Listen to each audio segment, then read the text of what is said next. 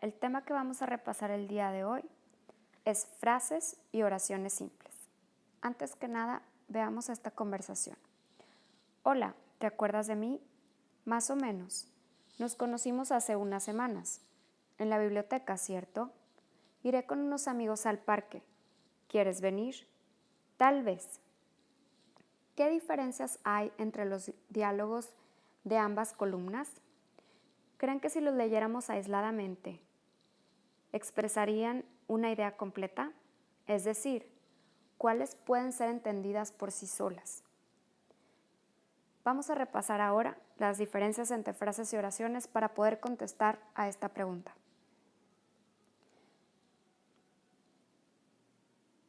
Entonces, diferencias entre frases y oraciones.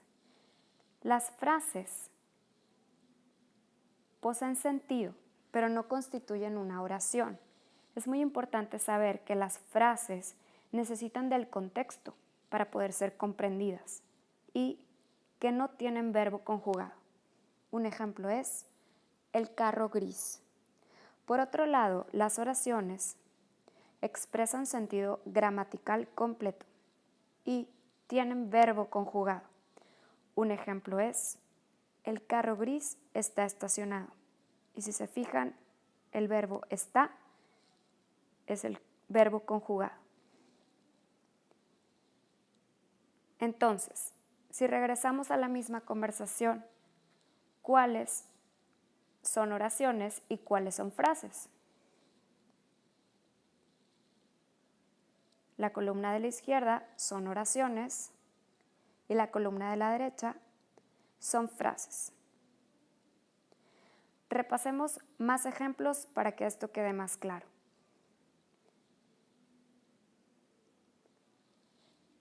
Mi hermana compró un libro. ¿Qué creen que es? ¿Oración o frase? Es una oración y tiene el verbo compró. Ahí tenemos nuestro verbo conjugado. Siguiente ejemplo. Buenas noches. ¿Oración o frase? En este caso tenemos una frase. Morir de amor. ¿Qué opinan? ¿Oración o frase? Este ejemplo también es frase. Podrán pensar, pero morir es un verbo. Sí, pero este verbo no es un verbo conjugado. Siguiente ejemplo. Miguel estudió ayer. Oración. Nuestro verbo conjugado, estudió. Iremos al parque mañana. Oración también, verbo conjugado, iremos. Y por último, silencio, por favor. Esto es una frase. Ahora, recordemos qué es la oración. La definición nos dice que es la unidad del lenguaje que permite expresarnos. Está compuesta por un sujeto quien realiza una acción en circunstancias determinadas. Y las oraciones con un solo verbo son simples. Repasemos ahora las partes de la oración simple. Sujeto más predicado. El sujeto designa qué, quién o quienes realizan, causan o padecen una acción. Y su núcleo es un sustantivo o un pronombre.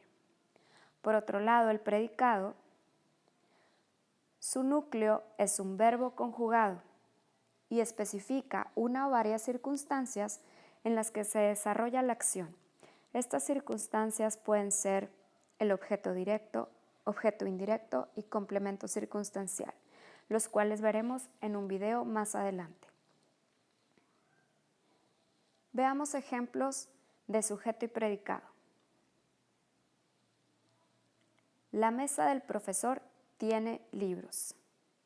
Sujeto. La mesa del profesor tiene libros. Predicado. ¿Cuál sería el núcleo del sujeto? Recuerden que es o un pronombre o el sustantivo. En este caso, mesa, porque mesa es la que tiene libros. Núcleo del sujeto. Tiene es el verbo, por lo tanto es el núcleo del predicado. Siguiente ejemplo. Aquella tiene el pelo rubio. Sujeto, aquella. Tiene el pelo rubio, predicado. Nuestro núcleo del sujeto, aquella. Recuerden que es un pronombre.